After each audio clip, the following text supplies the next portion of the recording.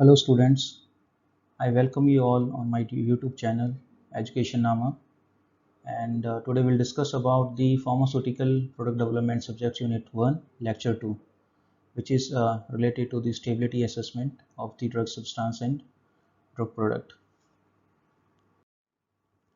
So today's content is in the form of questionnaires. आज की जो हम डिस्कशन करेंगे वो क्वेश्चन की फॉर्मेट में डिस्कस करेंगे ताकि आपको आइडिया हो कि एग्ज़ाम में कौन कौन से क्वेश्चन आ सकते हैं और किस तरह से आ सकते हैं। तो सबसे पहले हैं what are ICH guidelines, what is the purpose of stability testing जो आज के डिस्कशन का पार्ट है, and what are the stability studies, what is the testing frequency of the drug substances and what is the protocol for stability studies of drug substance. So आज की presentation में drug substance के बारे में है और next presentation में हम बात करेंगे ड्रग प्रोडक्ट की, राइट। तो हम डिस्कस करते हैं आज का टॉपिक। तो बेसिकली बात स्टार्ट होती है ICH से। अभी ICH है क्या?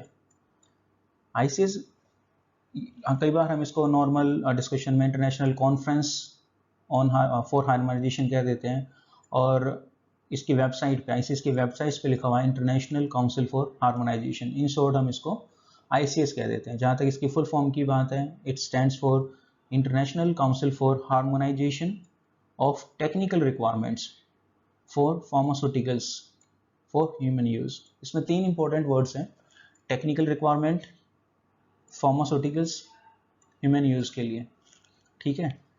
तो ये ICH हम शॉर्ट फॉर्म में कहते हैं। इसका पर्पस क्या था ICH का? एक बार एक मीटिंग हुई थी 1990 में ब्रसेल्स बेल्जियम में है। तो वहाँ मीटिंग हुई थी यूरोप, USA और जापान की। उन्होंने कुछ रेगुलेटरी एस्पेक्ट्स डिस्कस किए थे मेडिसिन के। तो बेसिकली जो ICH है उनकी मीटिंग के बाद ही ICH निकल के आया।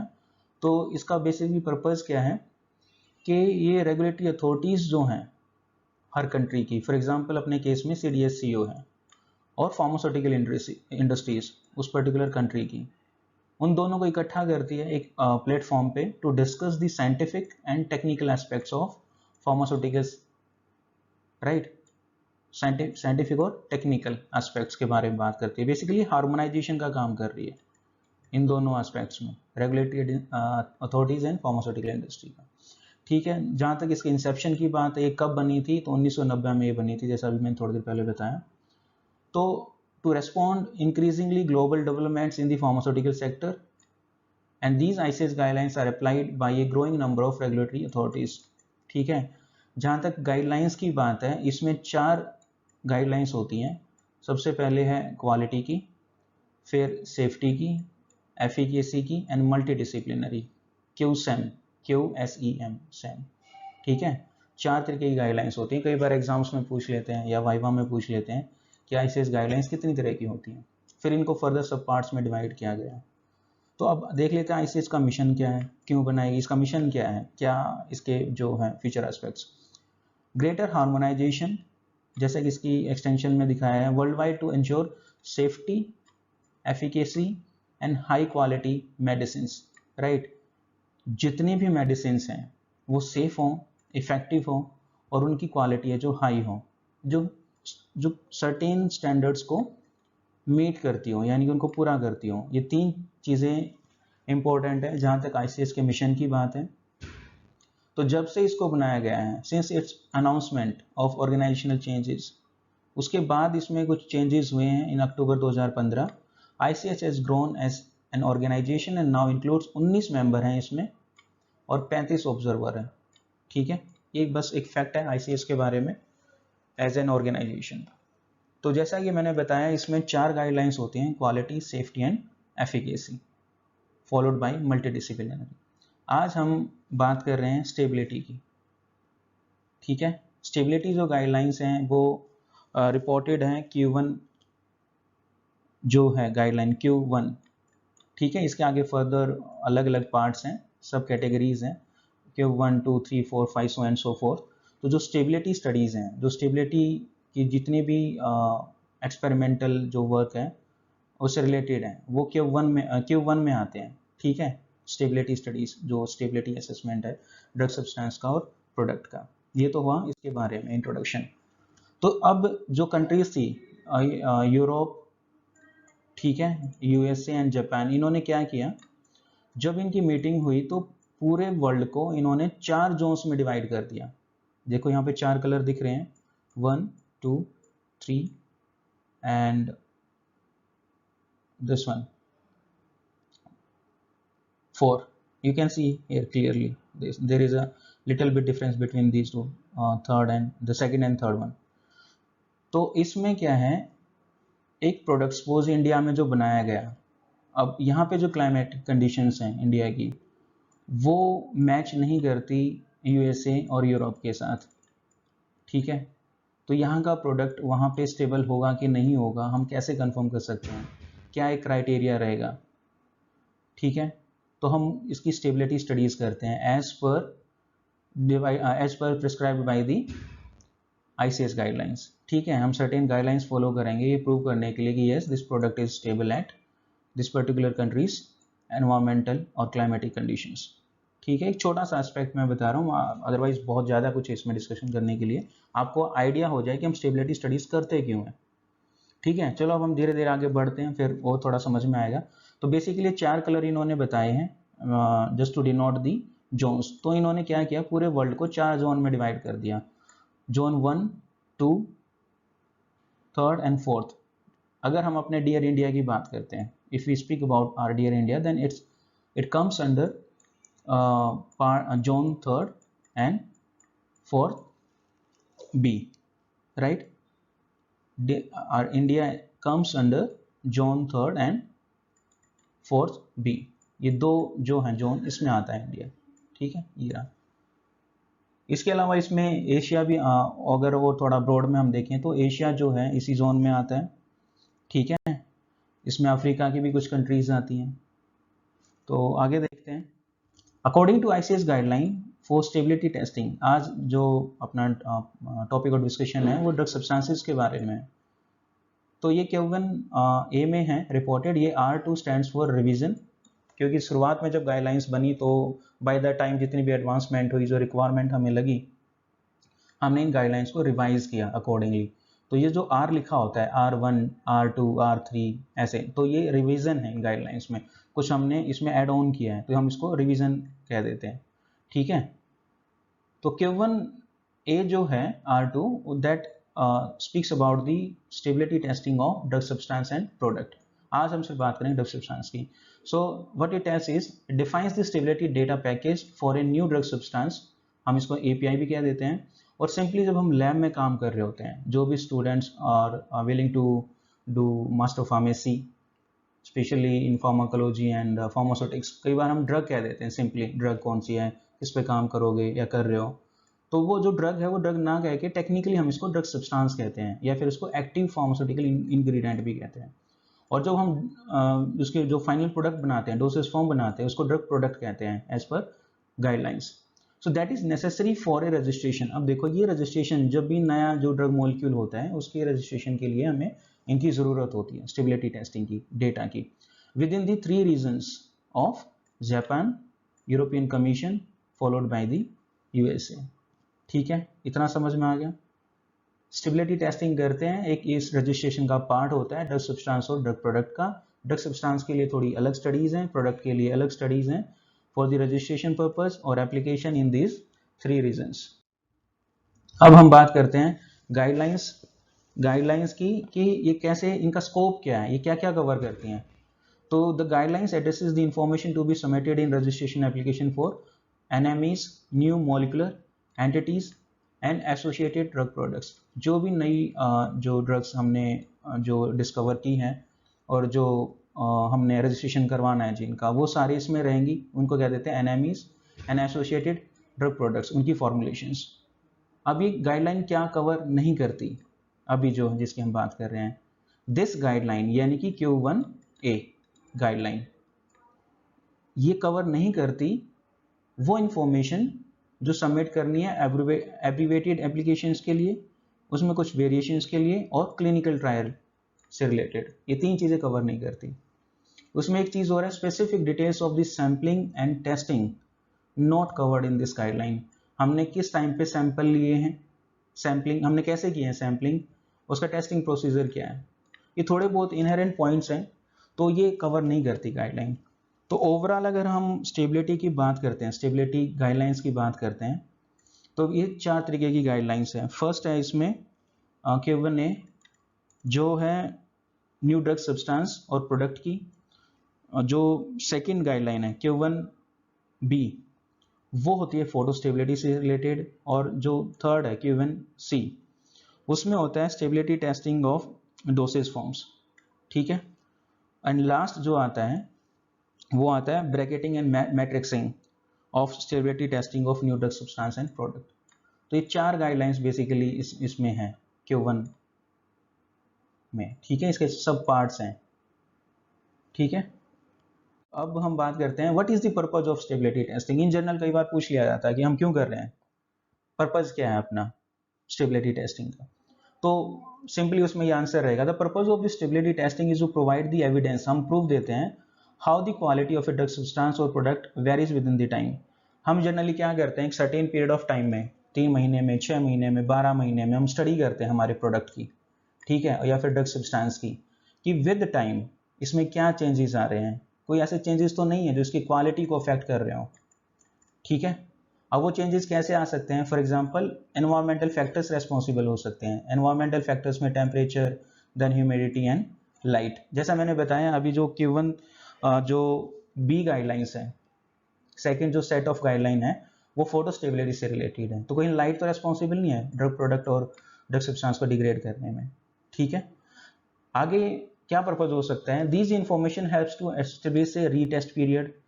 जो पर्पज है उसमें से एक पर्पज आता है to establish a retest period for the drug substance. Retest period में हम क्या करते हैं, सर्टेन पीरियड ऑफ टाइम के मतलब टाइम के बाद हम स्टडी करते हैं कि क्या जो ड्रग सब्सटेंस या प्रोडक्ट है फर्दर यूज कर सकते हैं कि नहीं कर सकते हैं, ठीक है। ओवरऑल हम क्या कर रहे होते हैं, उसमें सिर्फ क्वालिटी चेक कर रहे होते हैं, डिफरेंट एस्पेक्ट्स कि आगे यूज के लिए हो सकता है कि नहीं हो सकता है। इस सेल्फ लाइफ के बारे में भी बताएंगे अगर सो स्टेबिलिटी टेस्टिंग है for the final product and recommended storage conditions, ठीक है। इसकी पर्पज की हम बात कर रहे हैं कि हम करते क्यों हैं। फिर जब ये स्टेबिलिटी टेस्टिंग करनी होती तो हमें ना पायलट स्केल बैचेस लेने होते हैं। कई बार ये भी पूछ लेते हैं कि कौन से बैचेस हम लेंगे स्टेबिलिटी टेस्टिंग के। अब ये पायलट स्केल बैचेस कौन से होते हैं, जो हम स्टार्टिंग में जो हमने टेक्निक डेवलप की है ना स्टार्टिंग में स्मॉल स्केल पे, हम उसी को हम पायलट स्केल कह देते हैं। जो रिसर्चर्स ने एकेडमिक या इंडस्ट्री स्मॉल स्केल पे जो डेवलप किया है उस टेक्निक के थ्रू जितने भी बैचेस बने उनको पायलट स्केल बैचेस कह सकते हैं। ये मैं कोशिश कर रहा हूँ लेमैन लैंग्वेज में बताने की, टेक्निकली इसकी डेफिनेशन थोड़ी अलग हो जाएगी। That will be required to create much larger batches. अब यही जो बैचेस हमने बनाए हैं जो स्टेबिलिटी टेस्टिंग में हम यूज करेंगे, हर चीज इसकी सेम होगी जब हम इसको फाइनल प्रोडक्ट में लेके जाएंगे for clinical trials and later manufacturing of the approved products, ठीक है। जो स्टार्टिंग में जिस टेक्निक से हमने प्रोडक्ट्स बनाए हैं उसी को हमने लास्ट में क्लिनिकल ट्रायल्स के लिए और अप्रूव्ड प्रोडक्ट्स में यूज करना है। तो वो पायलट स्केल बैचेस में हम स्टेबिलिटी टेस्टिंग करते हैं। अब प्रोटोकॉल क्या है ड्रग सब्सटेंस का, हम करते कैसे हैं। तो जनरली ये जो पॉइंट है, ये जो क्वेश्चन है, इसका आंसर 2 स्लाइड्स में है। ये जनरलिटीज होगी, क्या क्या चीज़ों पे हमें ध्यान देना होगा, कैसे करना होगा, और नेक्स्ट स्लाइड में इसकी कंडीशंस है, ठीक है। तो stability of drug substance is an integral part of this systemic approach in the stability evaluation. बहुत कॉमन बात है, आप सबको पता है, क्योंकि पर्पज ही हमारा उसकी स्टेबिलिटी को इवेल्युएट करने का है, ठीक है। अब इसको करते कैसे, it may be carried out on a single batch of the drug substance, ठीक है, single batch of the drug substance. अब उसमें हम क्या देख सकते हैं, क्या स्टडी कर सकते हैं, फिर टेम्परेचर का इफेक्ट हो सकता है, क्योंकि अब देखो जैसे सपोज हम कर लेते हैं कि एग्जांपल के तौर पे बता रहा हूँ, इंडिया में अभी मतलब हम मतलब अपने यहाँ गर्मी हो रही है, गर्मी स्टार्ट हो रही है हम कह सकते हैं। तो अगर ऑस्ट्रेलिया का जब हम क्लाइमेटिक कंडीशंस देखें तो वहाँ तो जस्ट अपोजिट मिलेगा, ठीक है।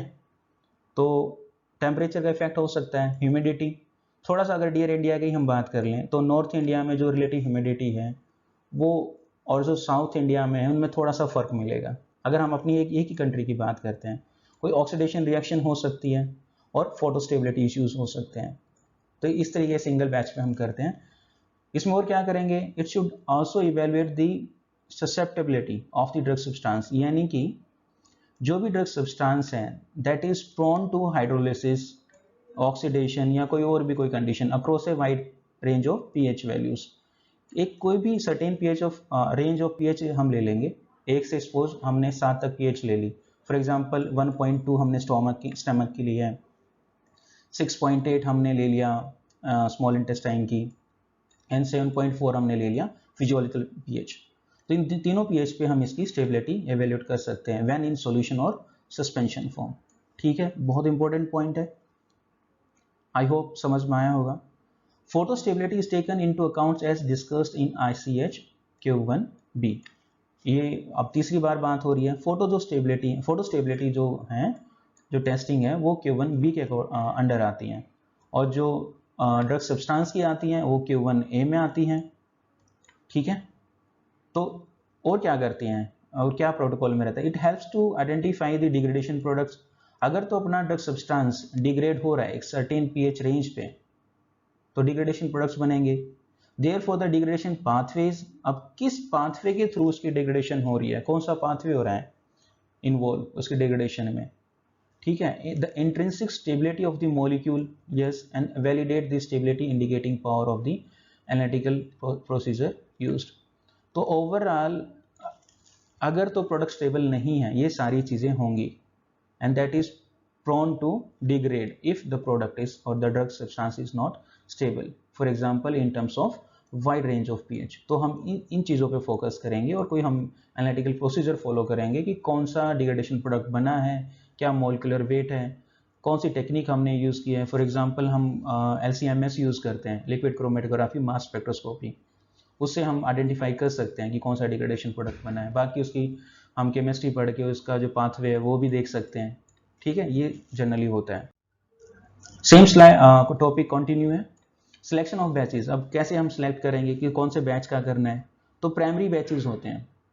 ठीक है, primary batches of the drug substance. Data from the formal stability study should be provided on at least 3 batches.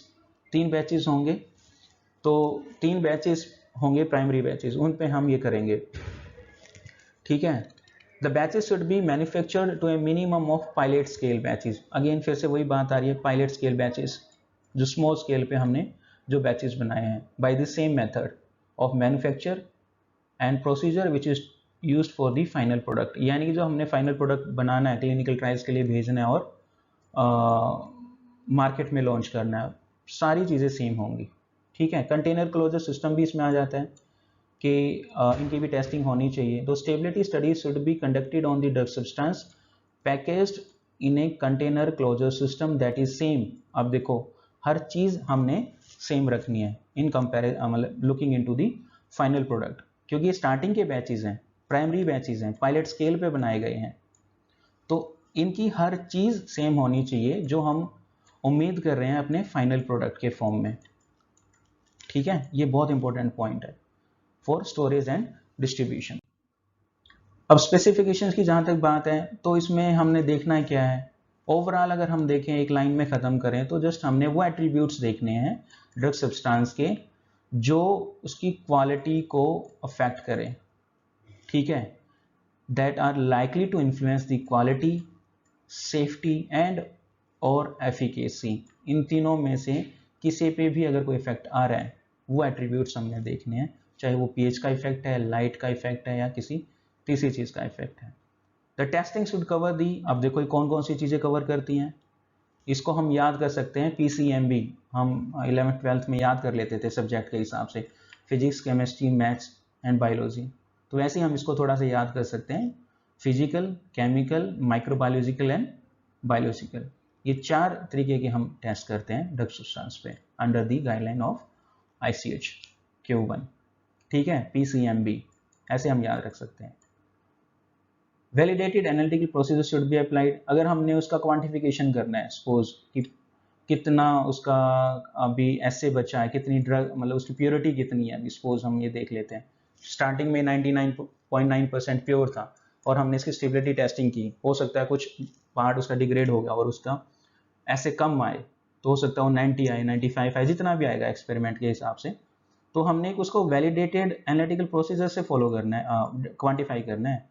उसमें क्या रहता है, आईसीएस की कुछ गाइडलाइंस है जो analytical method development and validation की भी बात करती है, ठीक है, Q2 में है जहाँ तक मुझे याद है। अब टेस्टिंग फ्रिक्वेंसी क्या है, हम करते कैसे हैं, तो उसमें रहता है कि लॉन्ग टर्म स्टडीज, एक्सेलरेटेड और इंटरमीडिएट, ठीक है। ये 3 टेस्टिंग फ्रिक्वेंसी है कि हमने करनी कैसे है, ठीक है, स्टेबिलिटी टेस्टिंग करनी कैसे है। तो लॉन्ग टर्म की अगर हम बात करते हैं तो should be sufficient to establish the stability profile of the drug substance, retest period of at least 12 months, test every 3 months in the first year and every 6 months in the second year। ये just keywords हमने याद करने हैं, हालांकि discussion के लिए बहुत कुछ है स्लाइड में, but not going deep into the topic.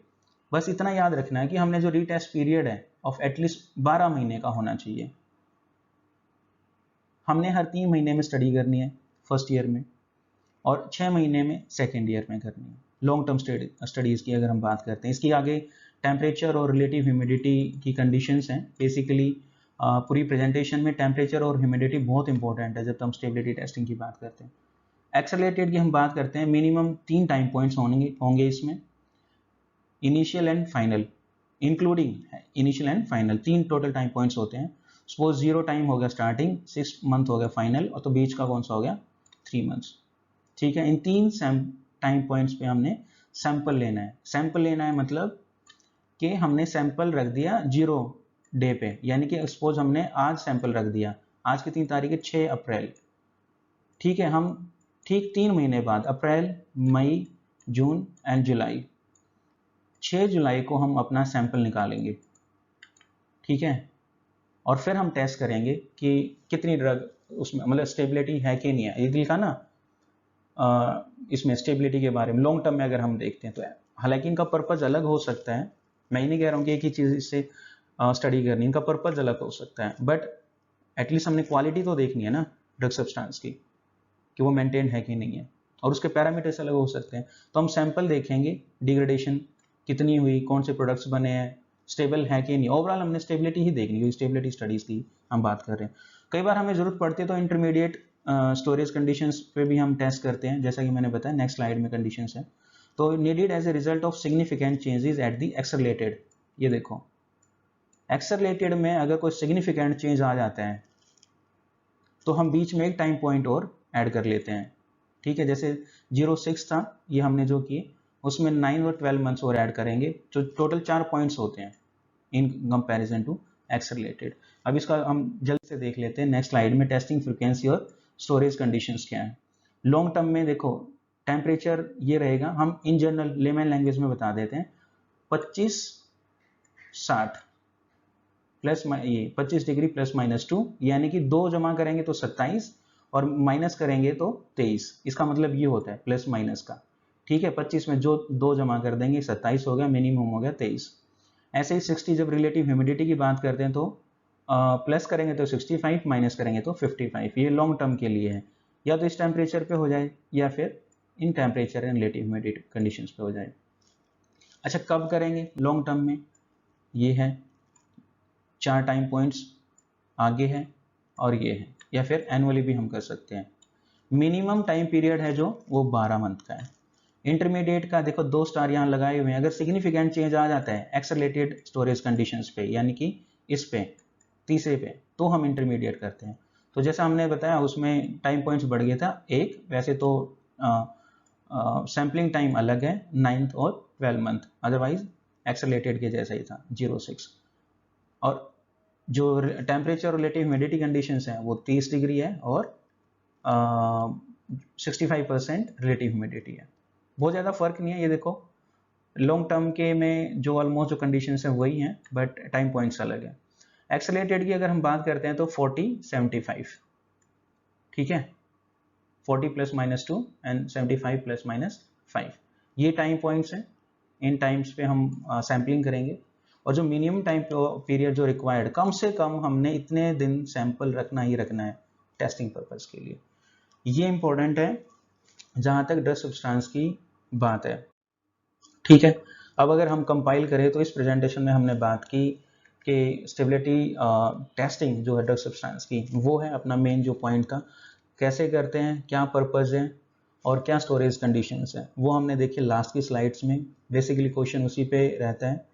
और जो बनी कैसे हैं ये गाइडलाइंस, तो ICH की हमने बात की 1990s 1990 में जो बनी थी, तो उसके बेसिस पे सारी चीज़ रहती है। उन्होंने मीटिंग की 3 कंट्रीज़ हैं, उसके बाद ये गाइडलाइंस फ्रेम हुई हैं। बेसिकली 4 तरीके की गाइडलाइंस होती हैं, quality, efficacy, safety and multidisciplinary. ठीक है, अगले लेक्चर में हम बात करेंगे stability testing of drug product. देखो अलग हैं दोनों, इसलिए में हमने बात की है ड्रग सब्सटेंस की, और नेक्स्ट अभी के हम जो हमने बात की है ड्रग सब्सटेंस की, और आगे जो हम बात करेंगे नेक्स्ट लेक्चर में वो करेंगे ड्रग प्रोडक्ट की। ठीक है, कोई भी अगर डाउट हो, क्वेश्चन पूछना हो तो कमेंट सेक्शन में लिख सकते हो। ठीक है, thank you very much for watching the video. Thank you again.